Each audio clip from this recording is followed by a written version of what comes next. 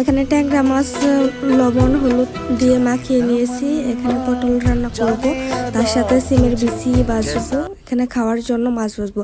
আসসালামু আলাইকুম, সবাই কেমন আছেন? আজকে বিকালবেলা রান্না করতে চলে এসেছি আসর আজানের সময়।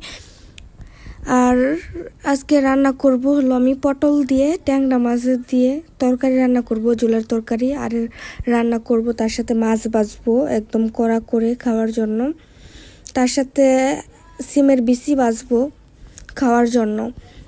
চলেন রান্নাটা শুরু করি। প্রথমে এখানে মাছগুলো আমি 2 ভাগ করে নিয়েছিলাম, আসলে কয়েকটা কয়েকটা করে, যেগুলো রান্না করব। আর মাছটা যেহেতু কম খাই সেজন্য আমরা কম করে মাছ দিয়েছি।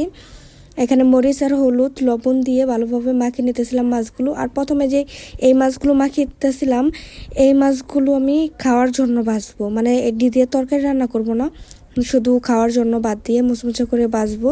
তার সাথে পেঁয়াজ মরিচও কিন্তু ভেজে নেব। এখানে মাছগুলোকে আমি ভালোভাবে মাখিয়ে নিলাম।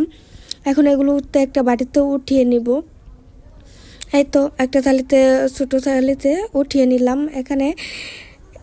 আর তার সাথে আমি হলুদ লবণ দিয়ে শুধু মাছও মাখিয়ে রেখে দিলাম, ওগুলোকেও ভেজে নেব পরে। আগে যেই খাওয়ার জন্য মাছগুলো ভাজবো সেগুলোকে কড়াইতে তেল গরম করে ভালোভাবে দিয়ে দিলাম। মাছটা ভাজা হয়ে গেছে, তারপর এটাকে ভালোভাবে উঠিয়ে নিলাম, কারণ এটাও ভালোভাবে ভাজা হয়ে গেছে। তার জন্য ভাজা মাছের জন্য এখানে আমি মশলা রেডি করতেছিলাম। একদম পেঁয়াজগুলোকে ভালোভাবে ভেজে নিতেছিলাম। আর আমার পেঁয়াজগুলো একদম বেরেস্তার মতো বেশি পরিমাণে ভাজা হয়ে গেছিলো।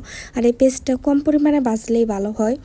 এখানে মরিচের গুঁড়ো, হলুদ আর লবণ দিয়ে ভালোভাবে মশলাটার সাথে মিক্স করে এখানে তারপর সাথে দিয়ে দিব সেই ভেজে রাখা ট্যাংরা মাছগুলো দিয়ে ভালোভাবে নাড়াচাড়া দিয়ে মশলার সাথে ভালোভাবে মিক্স করে নেব।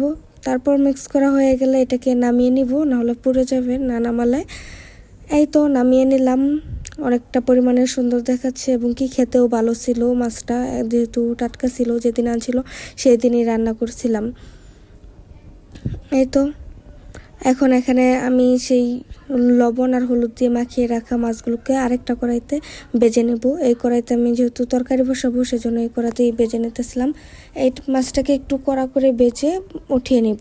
আর আমার কাছে মনে হয় ট্যাংরা মাছ বা ছোটো মাছ না ভেজেই রান্না করলে ভালো লাগে, যেহেতু তারা খাবে না আমার শ্বশুরবাড়ির মানুষ, সেজন্য বেশিরভাগ আমার জামাই খেতে চায় না ভাজা মাছ ছাড়া, সেজন্য বেজে কড়া করে উঠিয়ে নিলাম। এখানে মশলা কষিয়ে দিতেছিলাম। আর এখানে মরিচ, হলুদ এবং কি মশলা বাটা যা যা লাগে সব কিছু দিয়ে ভালোভাবে মিক্স করে নিয়েছি।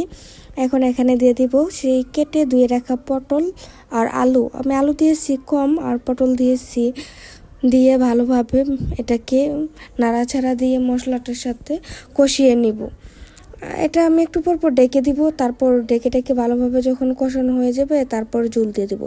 আর আমাদের ঘরে পটলটা সবাই খায়, অনেক জিনিস আছে কেউ খায় না, অনেক জিনিস আছে সবাই খায়। আর আমি কম বেশি সব ধরনের সবজি খাই, আগে খেতাম না এখন খাই। এই তো আমার এদিকে মশলাটার সাথে তরকারিগুলোকে ভালোভাবে কষিয়ে নেওয়া হয়ে গেছে। এখন এখানে ঝোলের জন্য পরিমাণ মতো পানি দিয়ে দিলাম। আর পানিটা দিয়ে ভালোভাবে নাড়াচাড়া দিয়ে এখানে সেই ভেজে রাখা মাছগুলোকেও ঢেলে দিলাম। ট্যাংরা মাছটাকে ঢেলে দিয়ে ভালোভাবে নাড়াচাড়া দিয়ে দিতেছিলাম, দিয়ে এটাকে ডেকে দিব। ডেকে একটু পর পর নাড়াচাড়া দিয়ে দিব। ঝোলটা পরিমাণ মতন হয়ে গেলে তরকারিটাকে নামিয়ে নিলাম। এই তো অনেক সুন্দর হয়েছে। আর তরকারিটা কিন্তু যখন রাত্রেবেলা খাইছি অনেকটা পরিমাণে জাল দিয়ে ফেলছিলাম, তরকারিটা এমনি ভালো হয়েছে তো প্রচণ্ড পরিমাণে জাল দিয়ে ফেলছিলাম তরকারিতে। আর এখানে সিমের বিচি বাছতেছিলাম। সিমের বিচিগুলো অনেক দিন হয়েছে রোদ দেওয়া হয় না, তাই যেহেতু রোদ দিয়েছিলাম ছাদে থেকে আর নিচে নেইনি, যে রান্না শেষে একেবারে কয়েকটা বেজে তারপর ঘরে নিয়ে যাব। এখানে আমি সিমের বিচিগুলোতে বালু ছিল বলতে দেখে আগে ধুয়ে নিয়েছি, তারপর হালকা লবণ দিয়ে তারপর কড়াইতে দিয়ে ভালোভাবে ভেজে নিলাম। আর ভাজা হয়ে গেছে, এখন নামিয়ে নেব। আর এখানে কিছু আরও ছিল, ওগুলোকেও নামিয়ে নিলাম। সিমের বিচিগুলো ভাজা হয়ে গেছে। এখন আমার রান্নাটা প্রায় শেষ, এখানে ভাত বসিয়ে দিলাম। রাত হয়ে গেছে। আল্লাহ হাফেজ।